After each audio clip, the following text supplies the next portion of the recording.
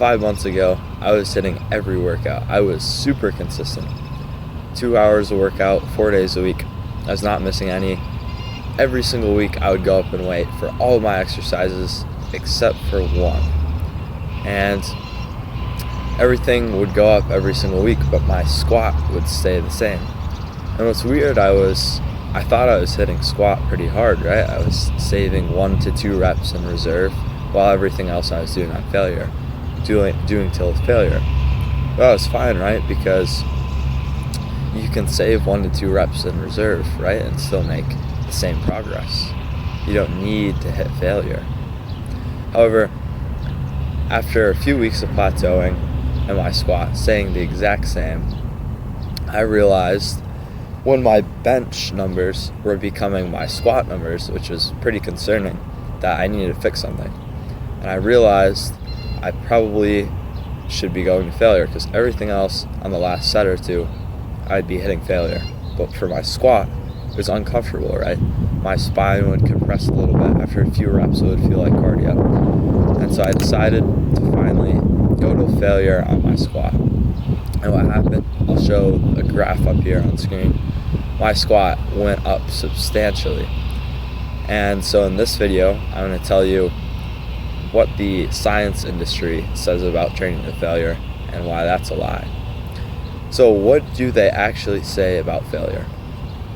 They say that training 1 to 2 reps in reserve is all you need. For hypertrophy, going pretty close to failure but not hitting it is the most optimal thing to do.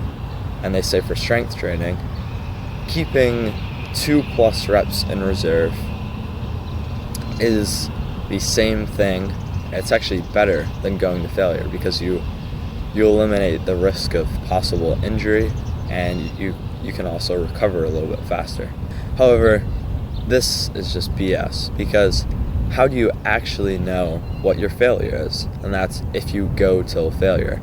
So for my squat, I would wait until it started to feel pretty uncomfortable and, oh man, I probably only have about 2 more reps left.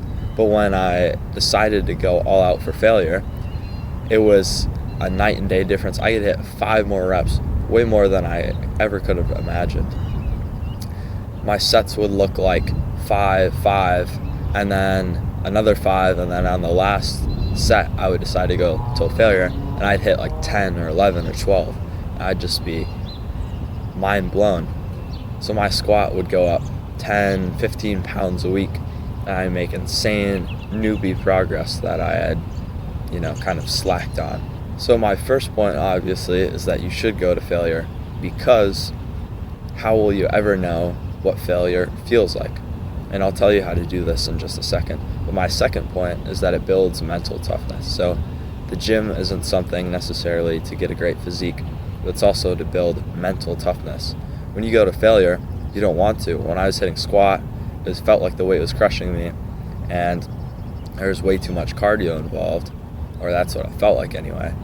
I wouldn't go to failure, but I became a stronger person from doing that. I'm not saying like I noticed anything, but by going to failure, you're going to build mental toughness as well as physical toughness. So how do you safely go to failure? So there are 2 ways you can do this, and there are also 2 types of failure. So the first one is absolute muscle failure, where your muscles simply cannot do another rep. And then the second one is technical failure, where your muscles can't do another rep with good form. So on exercises like deadlift or overhead dumbbell press or lat pull down, stuff like that, you want to go till failure. However, you don't want to break your form down. You want to keep a perfect form for as long as you can until you can't anymore. That's how you go to failure. And so if you're worried about injury, right, how am I supposed to do bench press if when I go to failure, the weight is just going to crush me?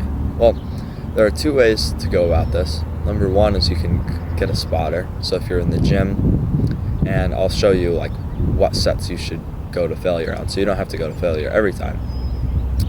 But another way is you can add pins. So depending on what your gym has or your home gym, it might be worth it to look into some pins. So I'll put them on screen again. But essentially, if the weight goes down to a certain point, you can push the weight a little bit forward, and there will be little pins that catch the bar. And so obviously this is very important. You don't want to crush yourself and then can't hit the gym anymore. If you do end up crushing yourself, make sure to tell somebody right before so they can stack a few more weights on, and then call 911, of course. So what sets should you go to failure on? I was noticing the best results when I went to failure for the last set or two. So I would usually do about 4 sets of a particular exercise. Now, in the last 2, I would go pretty close to failure, and the last 1, I would go to absolute failure, where I couldn't do any more of the movement, and 100% of the time, the bar would be on the floor, the bar would be on the pins, or something like that. And the reason I recommend this is because if you go to failure on the first set or the first couple sets, the rest of the exercise is going to be very low rep, and you don't necessarily want that. So I hope you enjoyed. Go to failure on every single workout. How will you ever know what failure feels like if you never try? And stay safe.